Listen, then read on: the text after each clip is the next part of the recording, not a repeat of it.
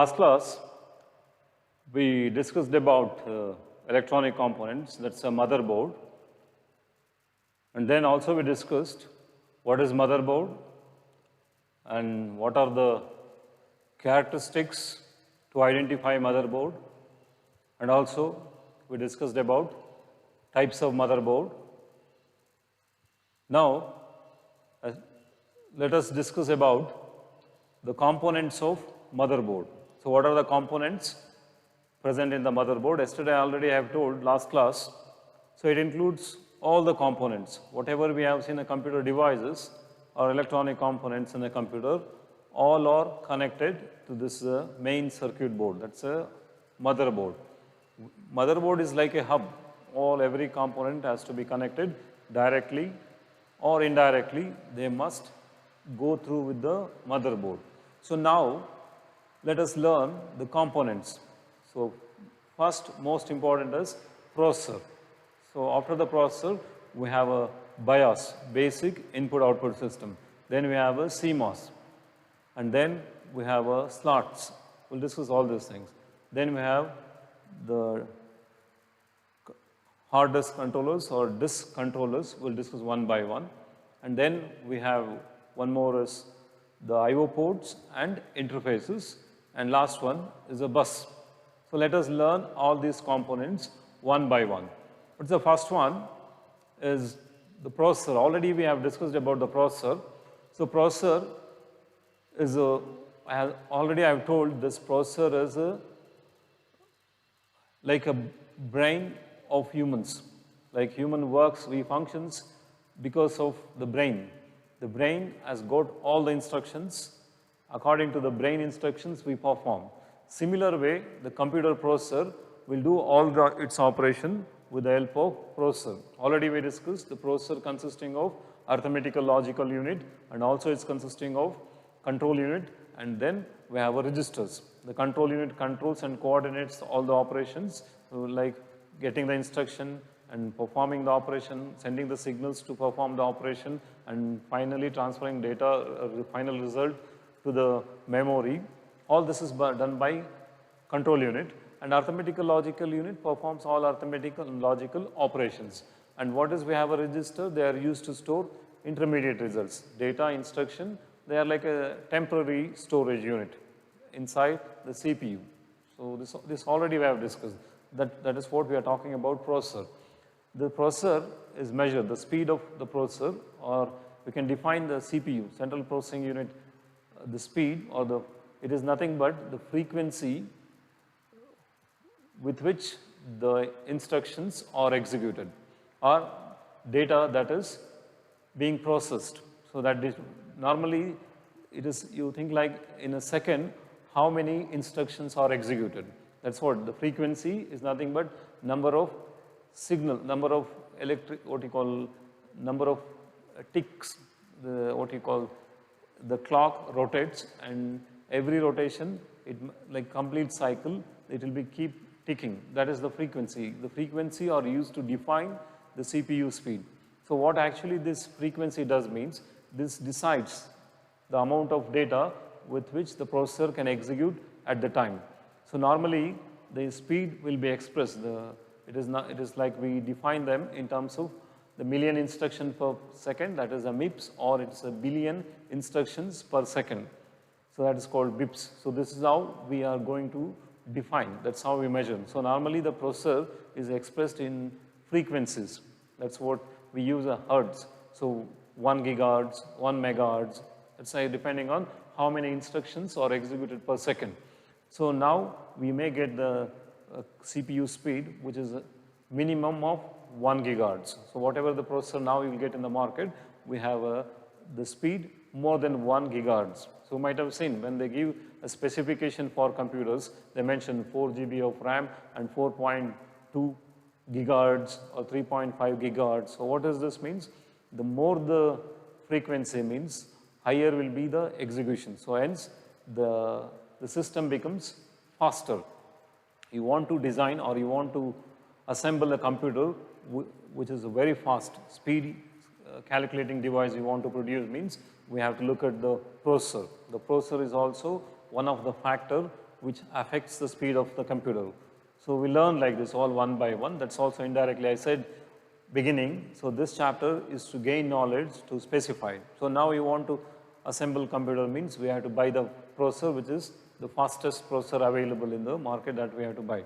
So Intel is one of the leading manufacturer of the microprocessor. So what is this microprocessor is nothing but an integrated circuit. So in a small like 50 paisa coin size, we have squeezed all these components.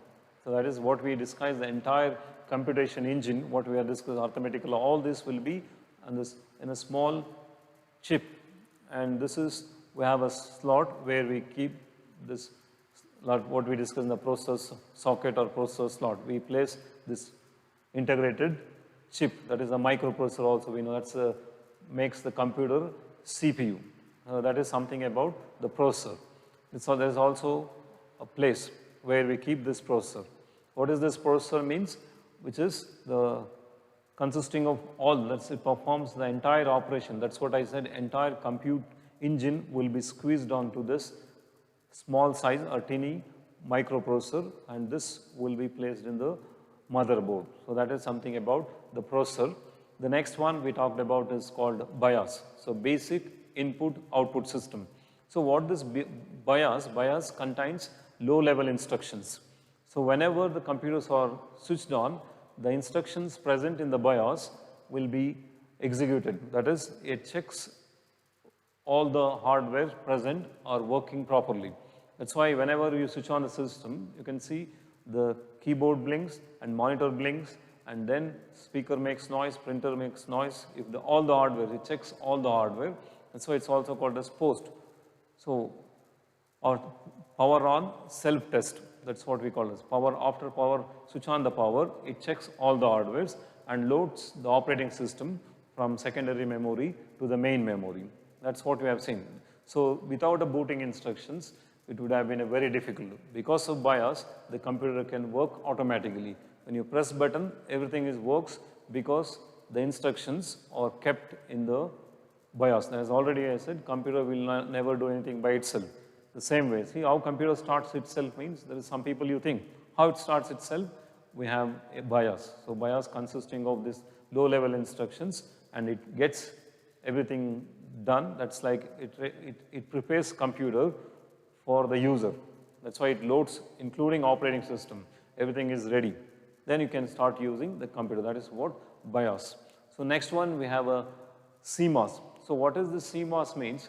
Complementary metal oxide semiconductor battery. It is a small lithium battery. So you might have seen whenever computers you switch on, it shows the correct time and also date. How it is possible means because of CMOS. CMOS holds some system set of parameters, and also it sets the date and time. And this is powered by a small lithium battery.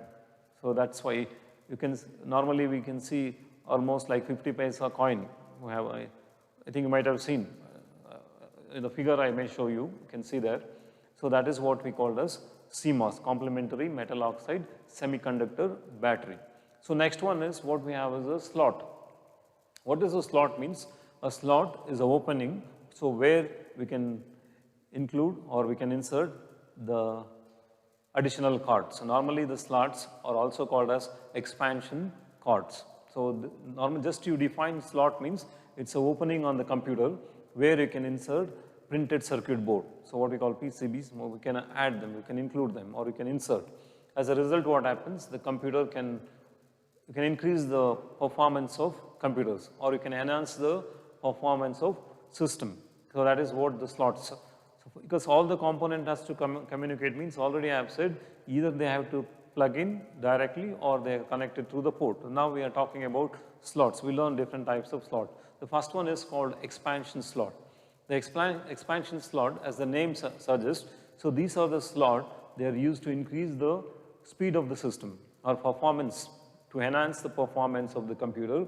So we may use the expansion slot. So there are different expansion slot. Let us learn one by one. One is called ISA, Industrial Standard Architecture. So these are the expansion slot used in the earlier motherboard or earlier computers. So here what happens, they are used to connect modem and some type of input devices. So these cards are non-plug and play in nature. Non-plug and play means you cannot remove, you cannot insert while system is maintaining integrity. That is, you cannot remove and you cannot insert while system being switched on. Or that is, indirectly, this card works only ISA, what we have, that circuit when you insert, the system has to be restarted. That means non-plug and play. All drivers associated has to be installed. That's what the ISA slot where we keep this ISA card. Now that's industrial standard architecture. And one more what we have is called PCI, Peripheral Component Interconnect. As the name suggests, peripheral. Most of the external devices, peripheral device can be connected through this, and also they makes the graphics to run much better than ISA. Normally when you compare to ISA, so it makes some graphic application. And also they are plug and play. What does the plug and play mean? So you can remove and you can insert when system being not turned off. So that is, it automatically recognizes and you can use the system without restarting or without switch off the system. So that is what the advantages of plug and play cards. That is, a PCI is a plug and play, whereas ISA is a non-plug and play card. So then we have one more expansion card is slot. We have a card which is what we call AGP, Accelerated Graphic Port. So what is this accelerated graphic port does means, as the name suggests, so they are used to make the graphic application to run smoother. So normally what happens whenever we create a big budget movies or some effects we have to bring in some graphics, so then we cannot use our personal computers. So maybe many of you having computers at home and taking that computer you cannot do. You cannot run graphic application much faster. So therefore what we have to do means we have to insert. Yes, your computer can be used to create animations or you can create special effect using your personal computer as well, provided it supports for graphics. That is, you have to enhance. So basic computers, personal computers may not be having this. So, but there is an option. That's what kind of expansion slots. So now you have a AGP card circuit that you insert, and now it supports for graphics, and you can write graphic softwares or you can write programs which makes the graphic application to run effectively. So this is that's why we call them as a expansion slots. So we have 3 expansion slots. One is ISA, PCI, and AGP. So now let us talk about more important slot is the RAM slot. We know RAM is the main memory of the computers. This also be as a part of motherboard. So this has to be kept. CPU, memory, all the components. So you keep noticing. So whatever that I described in the computers, all are connecting to motherboard. So now we have the RAM, the main memory. So to place this memory, we have a slots. So that is, we have 2 types of slots. So one, 4-pin 72, that is a 4 slot with the 72 pin. Another is, that is what is we call as a single inline memory module. And one more we have a 168 2-pin, that is 2 slots, that is dual inline memory modules. That's where you keep the memory. That is what we call RAM.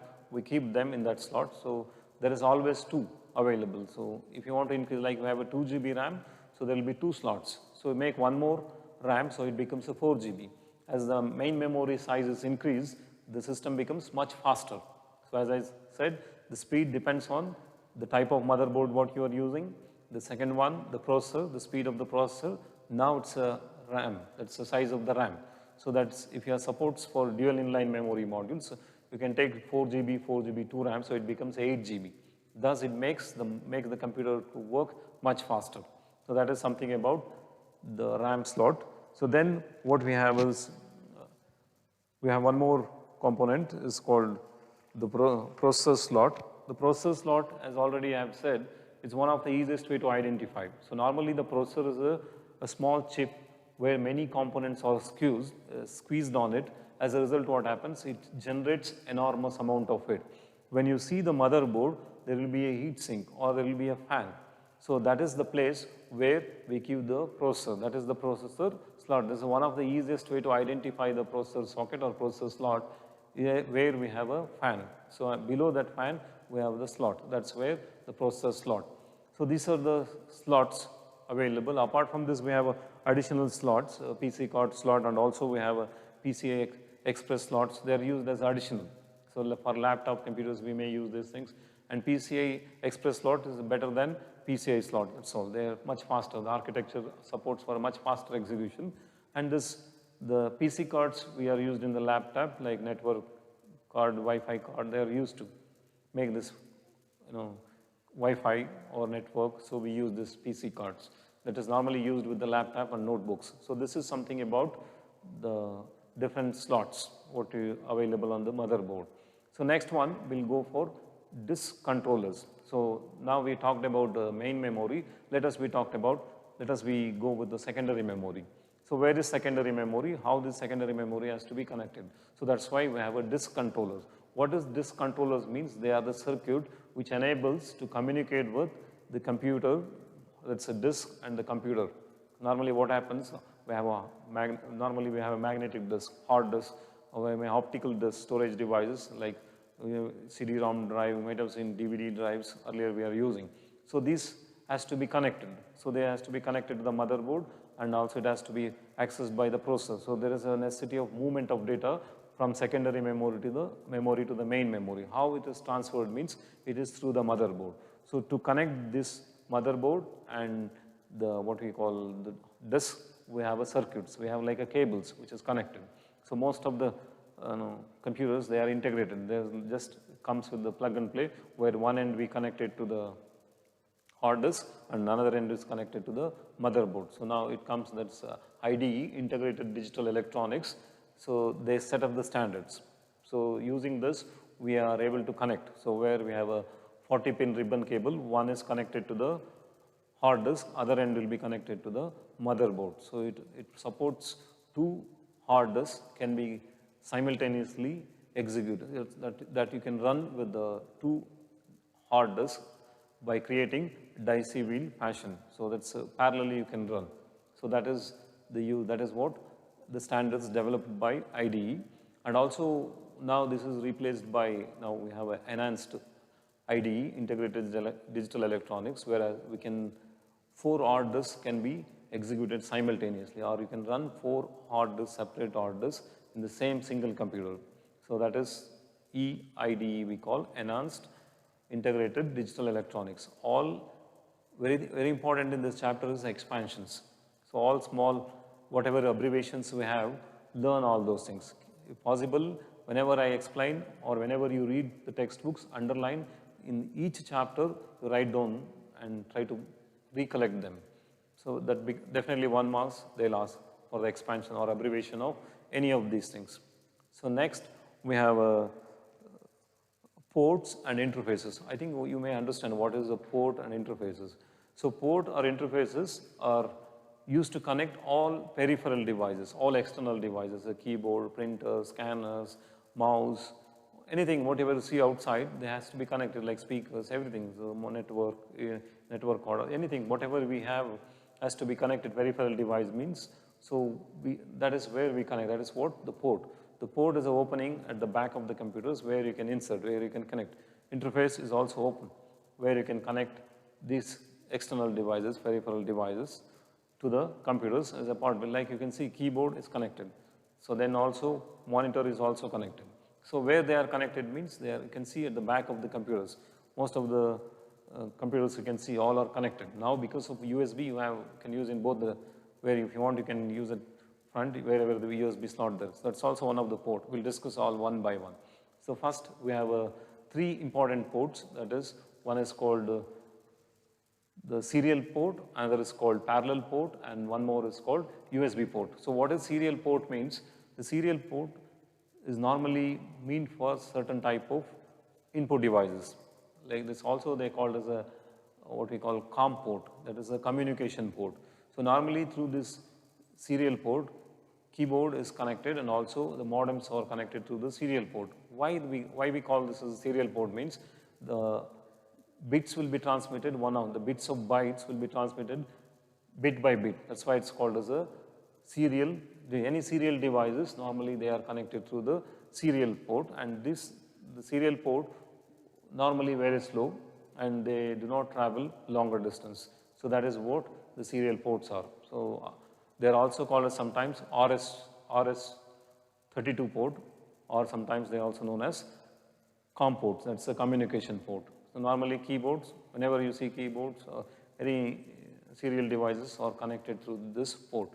The next one, what we have is called parallel port. So this parallel port is normally used for certain type of printers, scanners, or like sometimes monitors also connected through this parallel port. In parallel port, what happens means the bits of bytes, that's what all the bits will be transmitted simultaneously. At the same time, all bits will be transmitted from one, that is through this parallel port. So normally they are much faster compared to serial port. Printers and scanners normally connected through the parallel port. And one more is called USB port. So USB means Universal Serial Bus. I think nowadays all of you are familiar with the USB port. So what does USB port means? So it comes with the USB symbol. Most of you are familiar with the USB symbol. So all the devices, most of electronic devices comes with the USB. So when you have this USB, advantages means they can be connected without using any drivers. Just they are like plug and play in nature. Just whichever comes with a digital camera or whatever USB devices. So just you attach to the system, they becomes a part of the system and you can use instantly. And also they offer higher speed, that are up to 12 Mbps of speed. And also 127 device can be run at the same time. So that is the USB. I think now you might have seen most of the even serial port or parallel ports are replaced by USB because of the fast, the way of they are what we are experiencing, and also the compact, the design. That's why we use USB, and also support for multiple operations, not limited. If you have a serial port or you have like just for mouse, keyboard, this USB can use for multi-purpose. Now we can use for a keyboard, we can remove, or you can use for wireless keyboard, or you can use for something else. Like you can connect digital camera through that port, or what we have comes with the USB that you can be connected. That's advantages. So that's what I said. Serial and parallel ports are replaced by USB. Almost now it is replacing. Still we retain. The next one is what we call as a PS port or PS bar 2 port. So these are the ports normally used for the mouse. So you can see at the back of the computers. So we can have a number of pins and there where we insert. So this is the PS bar 2. That's normally they're used for mouse, what we call serial devices. Mouse, they're like pointing devices. So this is used to connect, and some keyboards also connected through this parallel port, this PS bar 2 port. Now they are replaced, as already I said, they are replaced by the USB port. So that's what available today. And also we have a AGP port, which is already with excited graphic port, which is already I have told. To make the graphic application runs better, we have a port where you can connect graphic cards, so circuits. So it becomes a part of the system and you start using it. And also we have SCSIs, small computer system interface, where you can connect external orders. Any type of external storage devices can be connected to the system. Printers also you can connect. The small system or small computer system interfaces. So that is developed by AT, Advanced Technology Attachments. They are used to connect.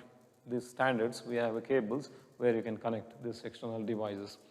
So next we have what we call power connectors. I think most of you are familiar with the power connectors. We have power cables where you can connect.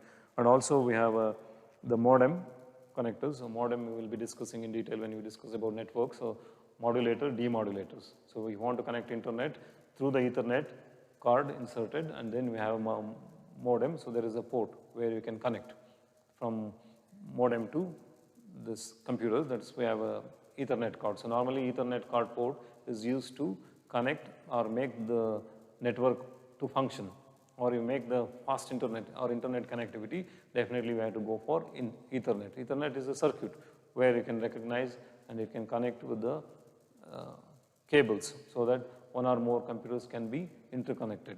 So that's how that's the reason why we have a Ethernet card.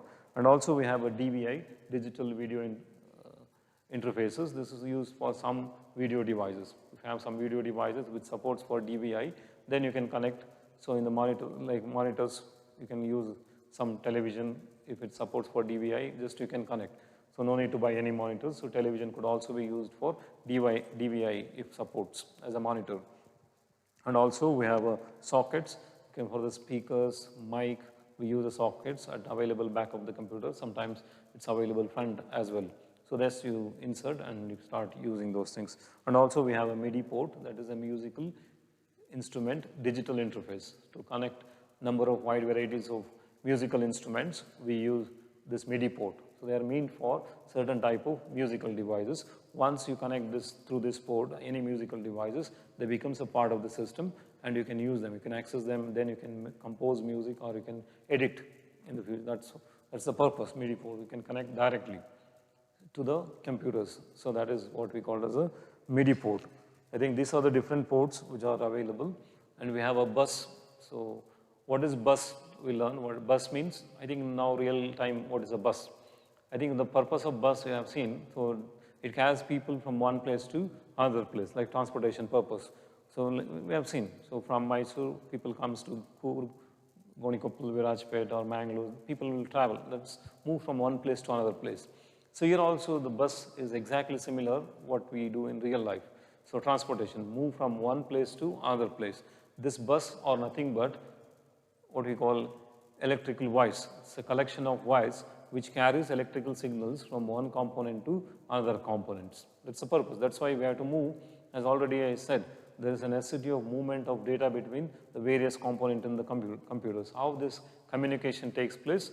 So it is through the bus. Bus is nothing but a wires which carries signals from one component to other components. So there are different types of bus. One is called internal bus, another is called external bus. The internal bus is also called as a system bus. So the system bus consisting of three. One is called data bus, address bus, and one more is called the control bus. So what this data bus or internal bus means, so these are available within the system. You can see when you see the cabinet, inside the cabinet there are so many cables connected with each other. Or in the motherboard also we have a connection, so we have a circuit like paths connecting various components. They are called internal or system bus. So what they does means they use to transmit data from one component to another component, like memory, main memory, RAM to the processor, and processor to the RAM, and from RAM to secondary memory. They use many components inside the computers.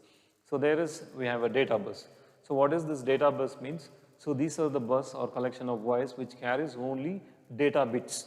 So there is like we classifying. If there is a data means there is a one set of wires which carries only data bits. So it is used for only transportation of data only.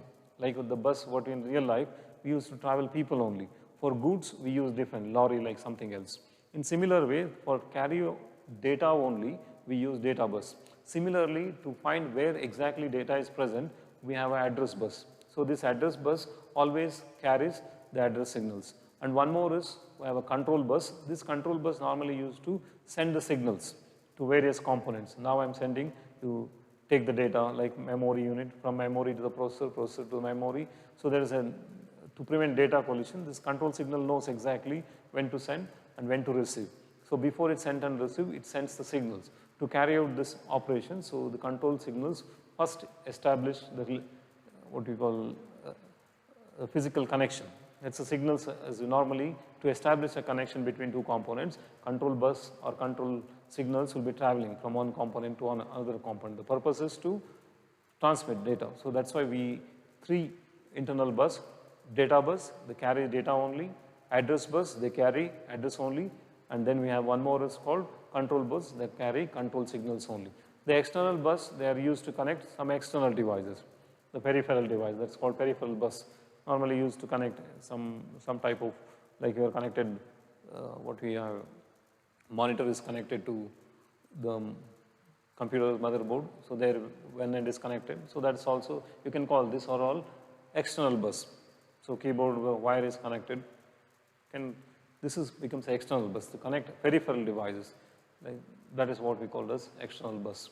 So these are the different types of buses we have available. So next we'll learn next class memory and different types of memory devices, components we'll discuss, and what is presently available, the storage capacity, what is the maximum, we'll discuss that in the next class.